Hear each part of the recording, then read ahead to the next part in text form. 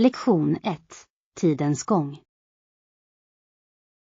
Det känns som en fruktansvärt lång tid att leva, eller hur? Ja, verkligen. Ett helt sekel är en ganska lång tid.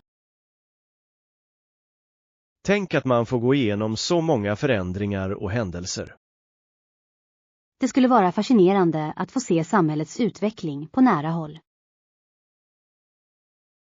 Absolut. Tänk på all teknik som har framkommit. Från hästar till bilar och nu till elfordon. Ja. Och hur är det med kommunikationen? Vi gick från brev till snabbmeddelanden. Det är anmärkningsvärt. Hur tror du att människors perspektiv har förändrats? De måste ha sett världen förändras markant under årtiondena. De kan faktiskt ha upplevt både glädje och svårigheter. Historien lär oss motståndskraft, eller hur? Mycket sant. Varje generation står inför sina unika utmaningar. Och ändå fortsätter mänskligheten att anpassa sig och blomstra. Det är något att uppskatta. Tiden formar oss verkligen. Om du kunde leva i vilket århundrade som helst, vilket skulle du välja? Jag tror att jag skulle välja 1920-talet för musiken och modet. Ett utmärkt val. Jazzmusik skulle vara spännande att uppleva live. Hur är det med dig? Vilken period fascinerar dig mest? Jag kanske väljer renässansen. Konsten och innovationen var spektakulär. Kan du tänka dig att träffa konstnärer som Leonardo da Vinci? Det vore otroligt. Här är en anledning till att uppskatta det förflutna. Lektion 2. Organisering för framgång. Jag tror att vi borde börja med att rensa rummet från alla onödiga saker. Ja, det är en jättebra idé. Det kommer att göra organiseringen mycket enklare. Precis. Vi kan fokusera på vad vi verkligen behöver för evenemanget. Låt oss ta itu med det här hörnet först. Det verkar vara det mest röriga. Håller med. Jag ser stolar som inte ens behövs här. Jag hjälper dig att flytta dem. Vi kan skapa mer utrymme. Tack. När vi har rensat dem kan vi organisera utrustningen effektivt. Ja. Har du någon plan för hur vi vill lägga upp det? Jag tänkte att vi kunde ställa stolarna i rader för bättre synlighet. Det låter perfekt. En tydlig layout kommer att hålla alla engagerade. Precis. Det hjälper också till med flitet på evenemanget. Jag har märkt att välorganiserade utrymmen främjar bättre energi. Mycket sant. Det visar respekt för deltagarnas tid och uppmärksamhet. Dessutom ger det ett mer professionellt intryck överlag. Och vem uppskattar inte en städad miljö? Ingen, tror jag. Låt oss fortsätta med denna organisationsanda. Ja. Det känns tillfredsställande att se allt på plats. Jag håller med. Vad sägs om att vi tar en snabb paus när vi är klara? En paus låter utmärkt. Kanske med lite mellanmål. Nu talar du mitt språk. Låt oss skynda oss då. Här väntar effektiv organisering och härliga belöningar efteråt. Lektion 3. Förberedelser inför en resa. Jag har packat upp mina kläder och toalettartiklar. Kom du ihåg att ta med rumsbokningen? Ja, jag såg till att skriva ut den innan vi åkte. Perfekt. Det är alltid bra att ha ett exemplar till hands. Jag håller med. Förra gången glömde jag det, och det var ganska stressigt. Det låter som en lärdom. Det är skönt att vara organiserad den här gången. Absolut. Har du kontrollerat att alla dina kläder är i ordning? Det har jag. Jag har packat för olika tillfällen. Man vet aldrig vad som kan hända. Smart tänkt. Jag hoppas att du inkluderade något formellt för säkerhets skull. Det gjorde jag. En snygg skjorta och byxor borde räcka. Utmärkt. Hur är det med dina toalettartiklar? Jag packade min tandborste, tandkräm och allt annat jag behöver. Bra. Jag kan inte tänka mig att glömma min tandborste. Det vore en katastrof. Det skulle det verkligen. En resa utan munhygien är helt enkelt fel. Precis. Jag tog också med mig lite ansiktsrengöring och fuktighetskräm.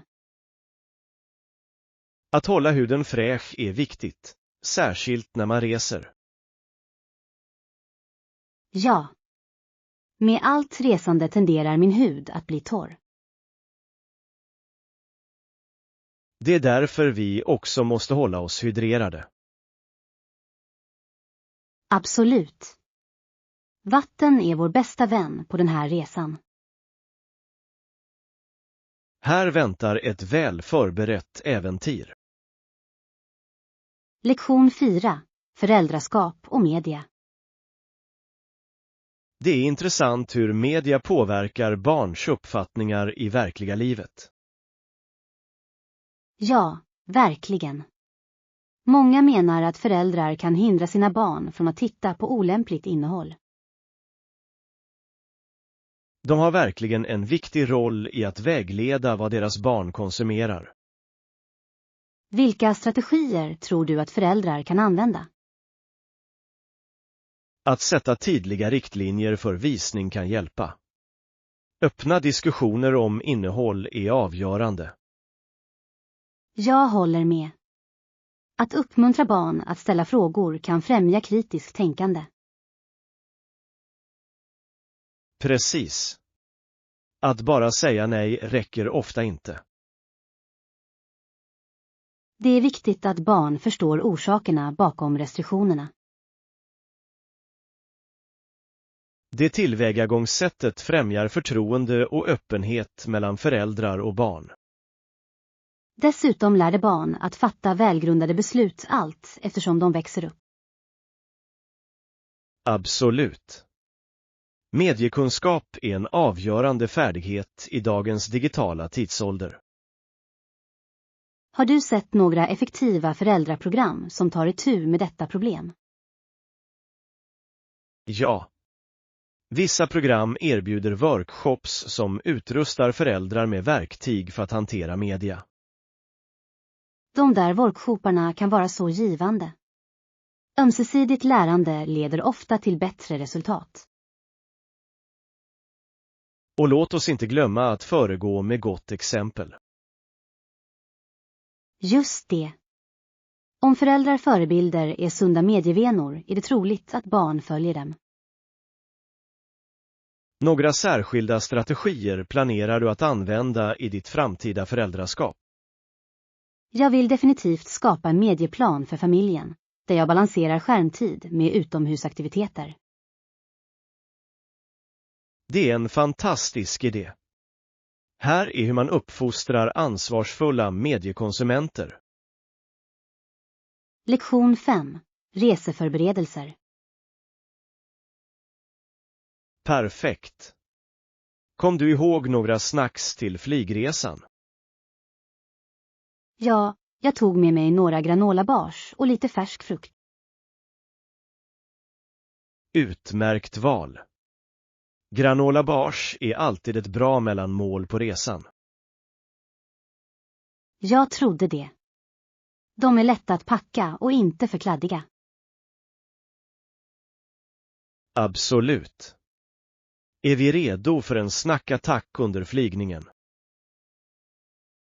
Absolut. Lite bränsle kommer att hålla oss piggare. Jag hoppas att snacksen ombord också är hyfsade. Vanligtvis är de inte det, men vi ska vara beredda ifall det skulle hända. Lika bra. Jag skulle hata att förlita mig enbart på de där små pretzelsna. Ja. De där pretzelsna mättar aldrig när man är hungrig. Och låt oss inte glömma de ökända flygbolagsnötarna. De känns alltid som en retsamhet, aldrig tillräckligt för att mätta dig. Precis. Med våra granola bars är vi redo. Finns det några andra resesaker vi inte bör glömma? Nåväl, jag har mina hörlurar redo för lite bra musik. Härligt. Musik gör alltid resan roligare. Jag håller med. Har du laddat ner några nya poddar inför flygresan? Ja. Jag hittade en fascinerande serie om världens kulturer. Det låter perfekt. Att lära sig på språng är bäst. Håller med. Dessutom hjälper det att fördriva tiden under långa flygningar. Ja, verkligen. Här är en bekväm resa med alla våra snacks. Lektion 6. Utforskningens glädje. Den här staden är fantastisk. Det finns så mycket att se. Jag håller med. Arkitekturen är fascinerande. Absolut. Låt oss få ut det mesta av våra sightseeing-äventyr. Ja. Vilka är de första platserna vi borde besöka? Jag föreslår att man börjar vid det historiska slottet.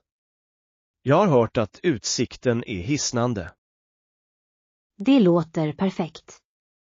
Jag är exalterad över att utforska området. Efter slottet kunde vi besöka det lokala konstgalleriet. Bra idé. Jag älskar att upptäcka nya konstnärer och deras verk.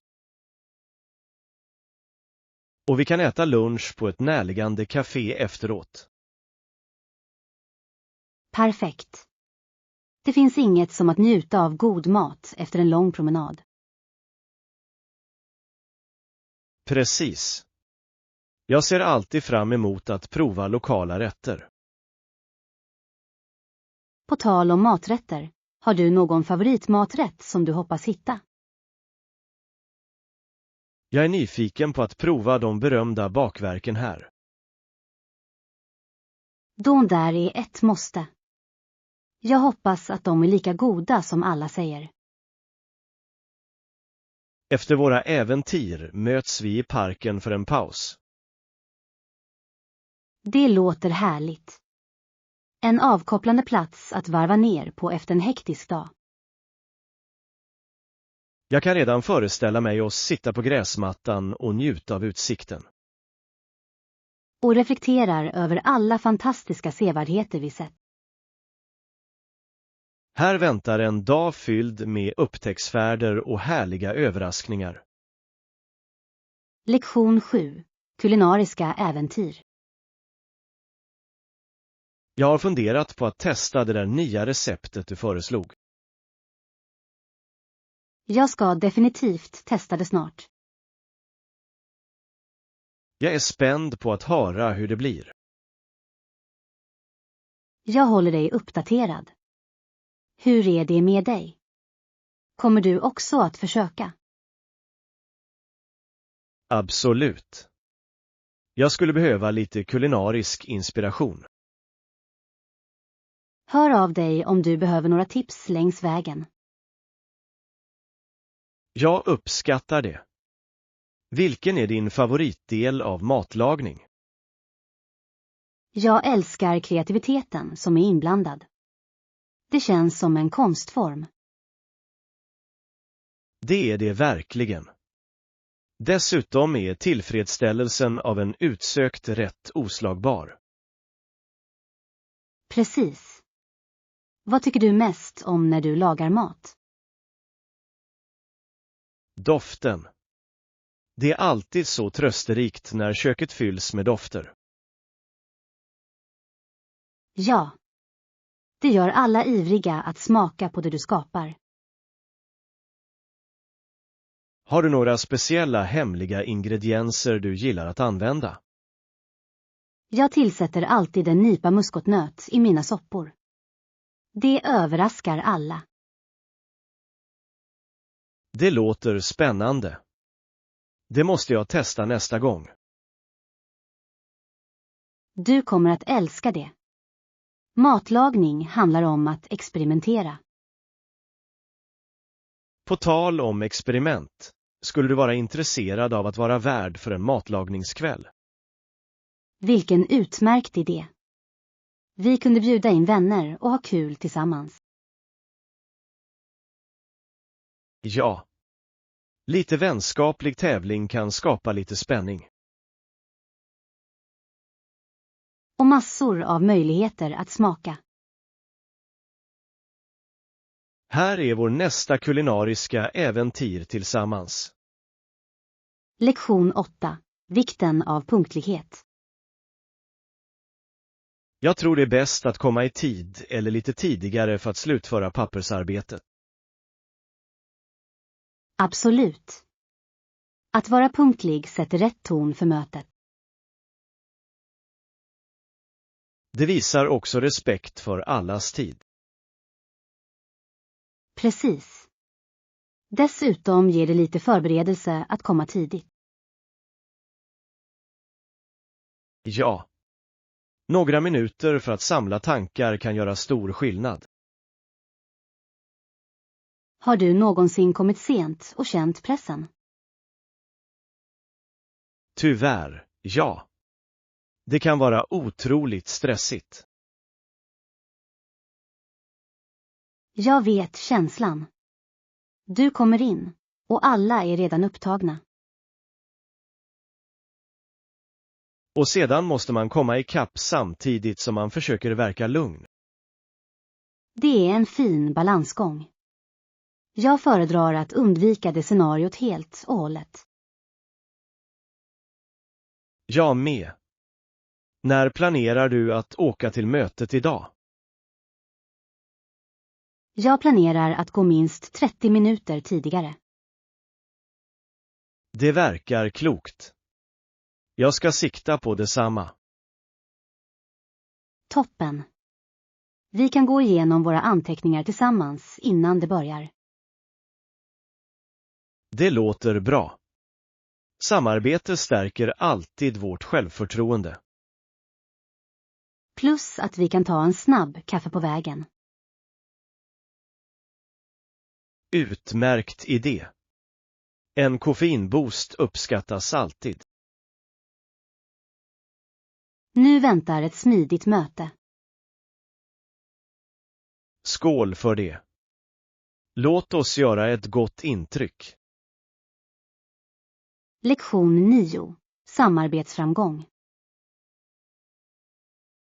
Jag tror att den här nya projektiden kan vara mycket fördelaktig för oss.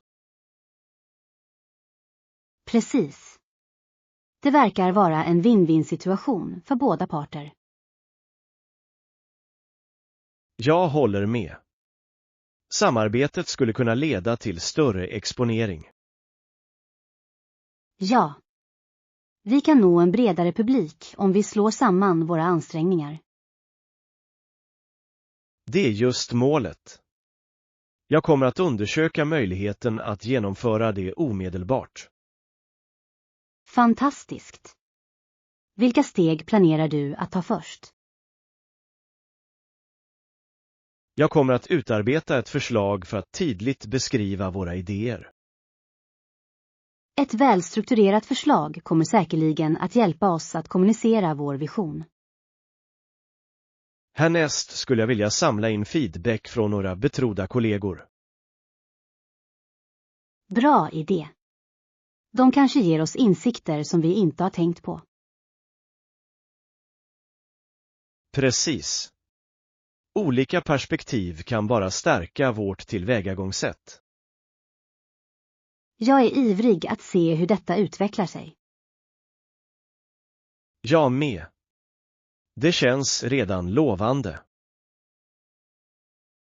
Tror du att våra potentiella partners kommer att vara mottagliga? Jag tror att de kommer att göra det.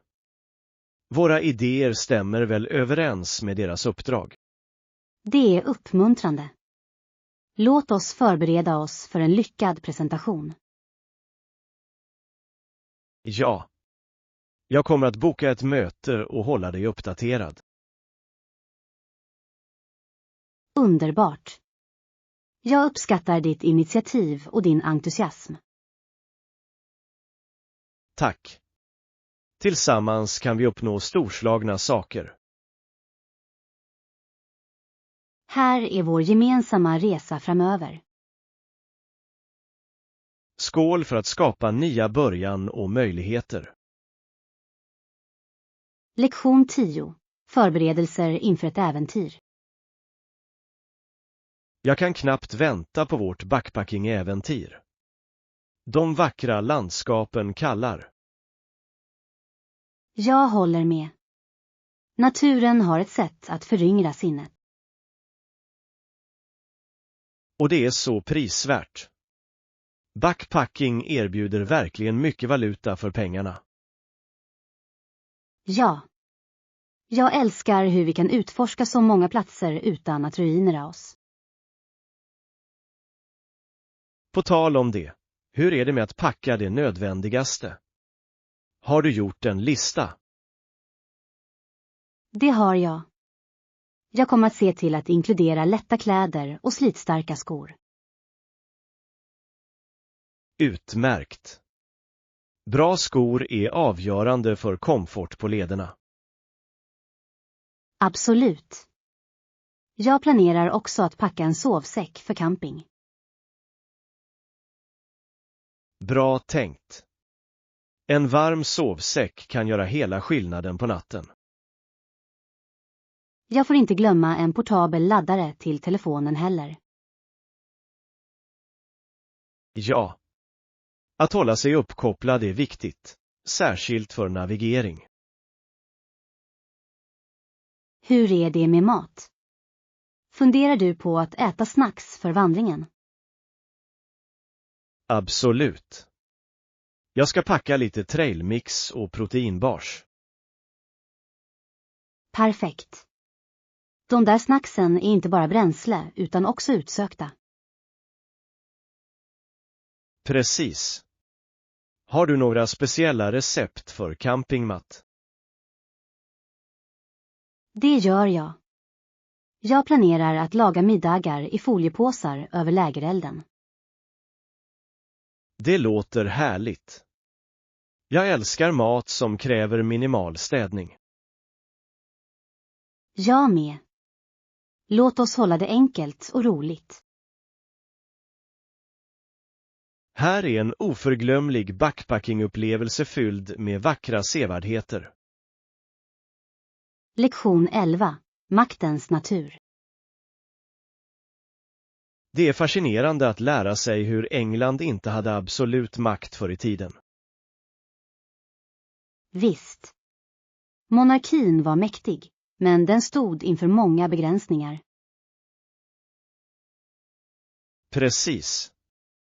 Kungen var den mäktigaste mannen i landet, Men han kunde inte helt tvinga fram sin vilja.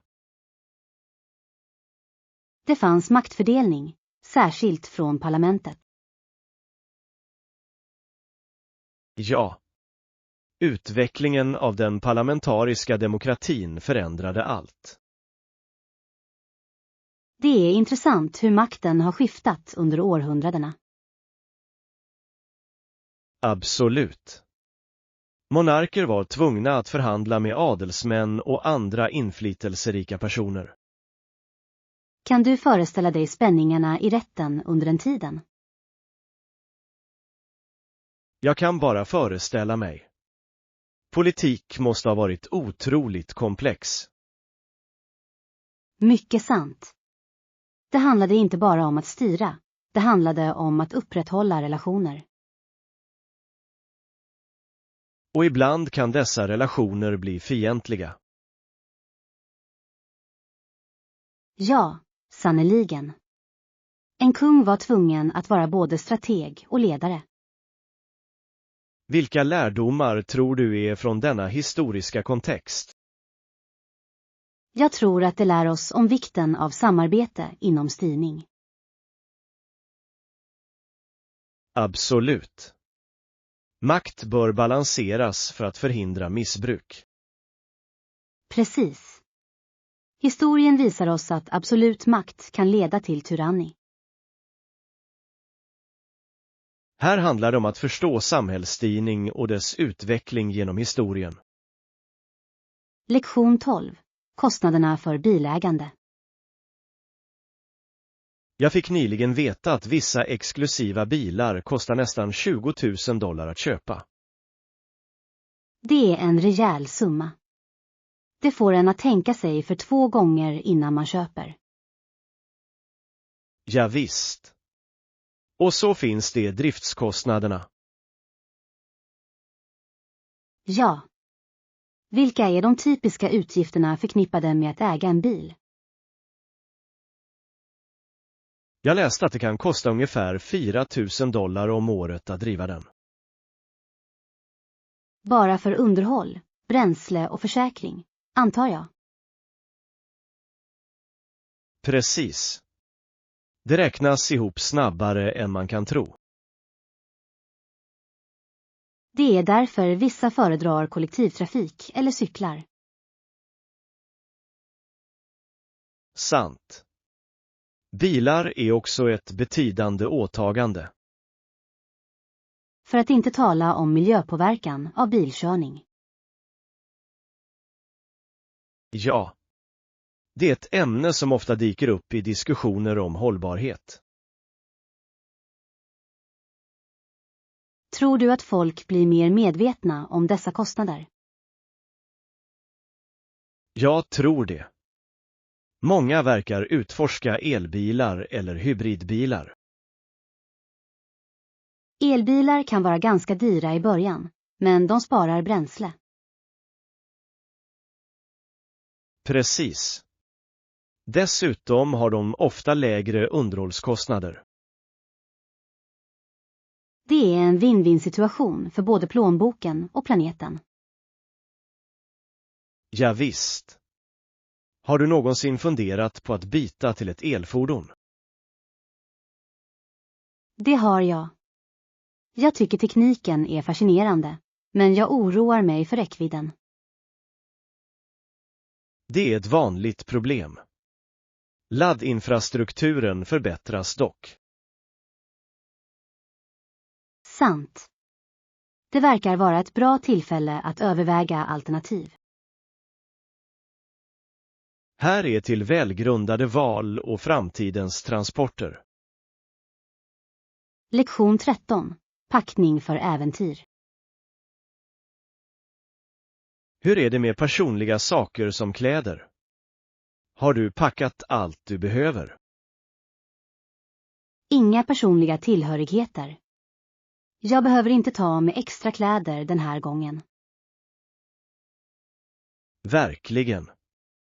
Är du säker på att du kommer att trivas utan dem? Ja. Jag föredrar att resa lätt. Det gör saker och ting enklare. Det är en bra strategi.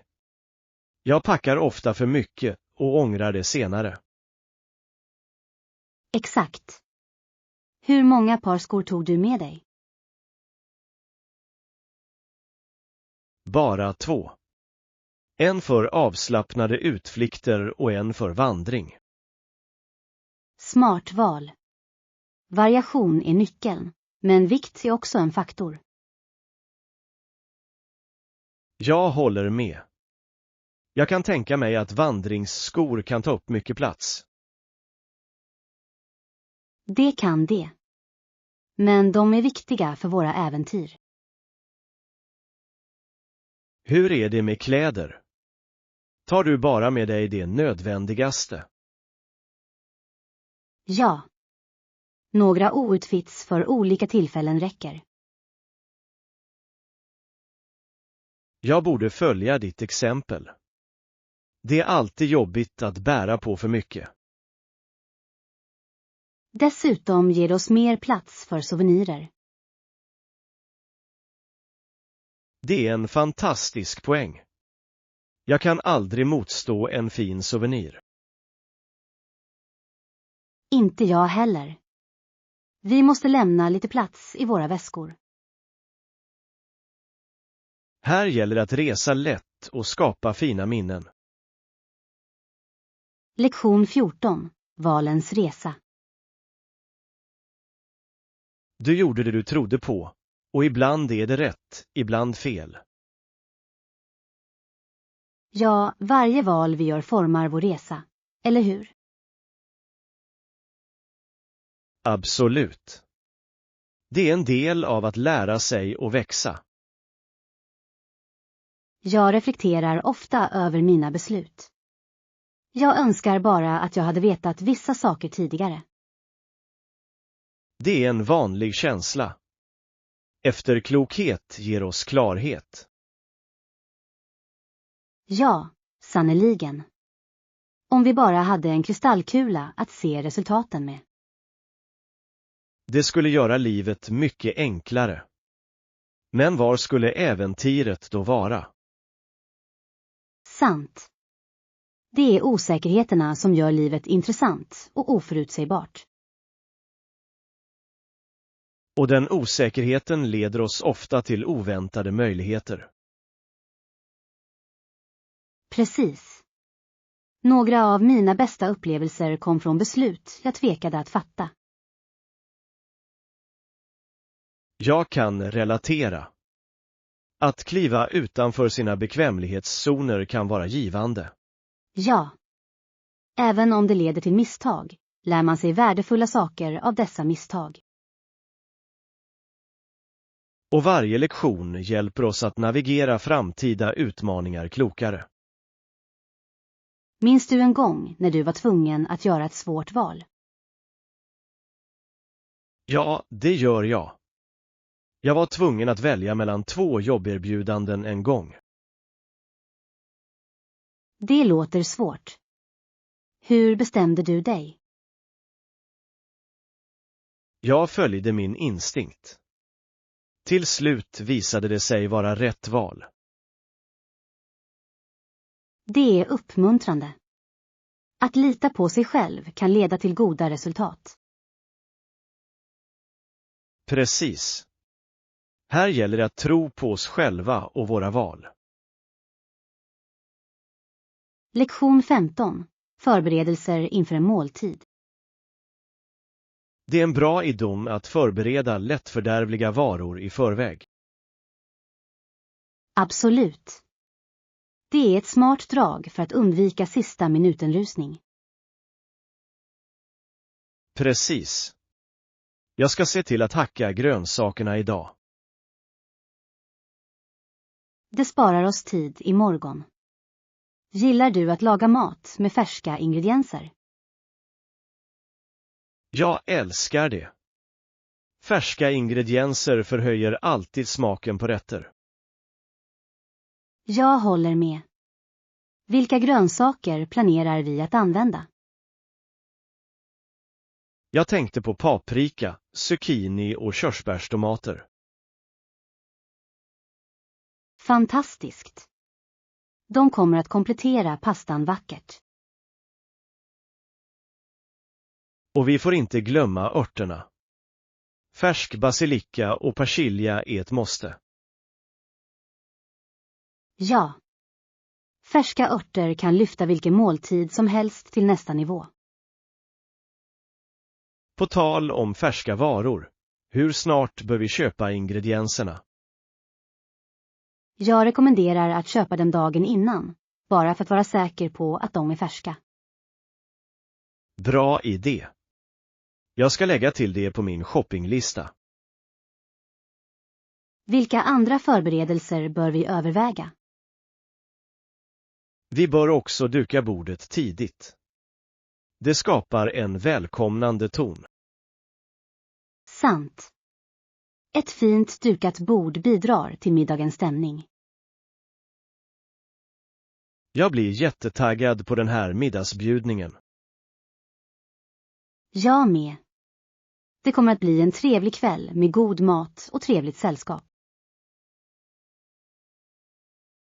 Här är en lyckad middagsförberedelse. Lektion 16. Sneakers och komfort. Jag köpte nyligen ett par väldigt bekväma sneakers för vardagsbruk. Jaha, verkligen. Vilket märke valde du? Jag valde ett populärt märke känt för sina dämpade sulor. De är alltid ett bra val. Har de några unika egenskaper? Ja, de har ett ventilerande meshmaterial, vilket är fantastiskt för varma dagar. Det låter perfekt. Hur står de sig i jämförelse med dina tidigare skor? Mitt förra par kändes som att gå på tegelstenar jämfört med dessa. Att gå på tegelstenar. Det låter ganska smärtsamt. Det var som ett träningspass i obehag. Jag saknar inte de där skorna alls. Jag kan bara föreställa mig det. Komfort är viktigt, särskilt för dagliga aktiviteter. Absolut. Jag hade dem till och med på mig under en lång promenad förra helgen. Höll de sig bra under promenaden? Det gjorde det. Mina fötter kändes fantastiska, vilket är en trevlig förändring. Du måste också ha sett riktigt snygg ut. Jag försökte vara snygg, men komfort var min prioritet. Ibland kan stil och komfort gå hand i hand. Ja, verkligen. Jag tror att jag kanske har hittat den perfekta balansen den här gången. Planerar du att skaffa några andra färger? Definitivt. Jag funderar på ett par klarröda skor för variationens skull. Det vore djärvt. Perfekt för att sticka ut. Jag håller med. Varje sneakerkollektion förtjänar en färgklick. Du kommer att inspirera andra att prioritera komfort före stil. Det är målet. Alla förtjänar att må bra på fötterna. Lektion 17. Upptäck läckra godsaker. Har du någonsin smakat något från en lokal bondens marknad? Jag tror att jag kanske har gjort det, men jag är ivrig att höra dina rekommendationer. De färska frukterna är fantastiska. Jordgubbarna här är sötare än alla jag någonsin har provat. Det låter härligt. Vad mer erbjuder det? De har hantverksostar som passar perfekt till jordgubbarna. Det är en kulinarisk paradisisk kombination. Så intressant. Jag tycker om ostar. Vilken är din favoritsort? Jag föredrar särskilt getost. Den har en syrlig smak som är helt enkelt gudomlig. Det måste jag smaka på nästa gång. Finns det något annat du rekommenderar? Absolut. Honungen som säljs här är producerad av lokala bin. Det är som flytande guld. Honung från lokala bin. Det är en unik godsak. Hur föreslår du att jag använder den? Du borde ringla den på varmt bröd. Kombinationen är fantastisk. Jag kan redan föreställa mig det. Finns det någon lokal specialdessert som är värd att prova? Ja. Det finns en paj gjord med säsongens frukter. Den är ofta slutsåld vid middagstid. Det låter oemotståndligt. Jag skulle gärna vilja prova det. Hur ser man till att man får en? Kom tidigt. Lita på mig, det är värt besväret. Jag kommer definitivt att komma ihåg det tipset. Har du planer för vår nästa kulinariska upptäckt? Jag tänkte att vi kunde utforska de salta rätterna härnäst. Salvori låter utmärkt. Vad erbjuder de i den kategorin? Det finns handgjorda korvar som är rika på smak. Du får inte missa dem. Korvar. Nu är jag genuint nyfiken. Vad passar bra till dem? Du måste prova dem med senap. Det förhöjer smaken på ett fantastiskt sätt. Jag älskar senap. Den här resan håller på att förvandlas till ett härligt kulinariskt äventyr. Ja, verkligen. Varje besök avslöjar nya överraskningar. Är du redo att ge dig ut på en ny smakupplevelse? Lektion 18. Konsten att bokmärka. Har du någonsin undrat vad du ska göra med alla de där extra klistermärkena? Det har jag verkligen. Jag hittar klistermärken överallt. Varför inte göra bokmärken av dem? Det är en rolig och kreativ lösning. Det låter härligt. Hur börjar man med den idén? Först, samla ihop materialen. Du behöver kartong och dina favoritklistermärken. Jag förstår. Hur är det med att skära kartongen? Finns det någon specifik storlek?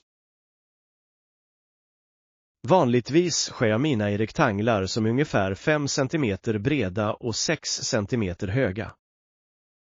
Det är en perfekt storlek. Och hur fäster man klistermärkena? Dra bara av dem och placera dem på kartongen. Det är enklare än du tror. Skulle du rekommendera några specifika teman för bokmärkena? Absolut. Teman som natur, citat eller till och med husdjur kan göra det mer intressanta. Vad händer om jag har för många klistermärken?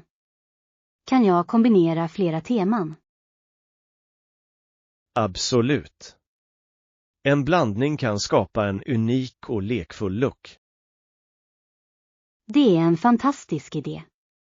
Vad gör du efter att du har dekorerat bokmärkena?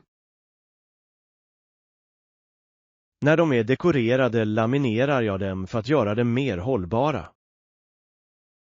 Fantastiskt. Det kommer också att förhindra att klistermärkena lossnar, eller hur? Precis. Det är ett roligt projekt som resulterar i vackra bokmärken. Jag kan knappt vänta med att prova att göra några själv. Låt mig veta hur de blir. Jag skulle gärna vilja se dina skapelser. Det ska jag. Kanske kan vi byta bokmärken efteråt.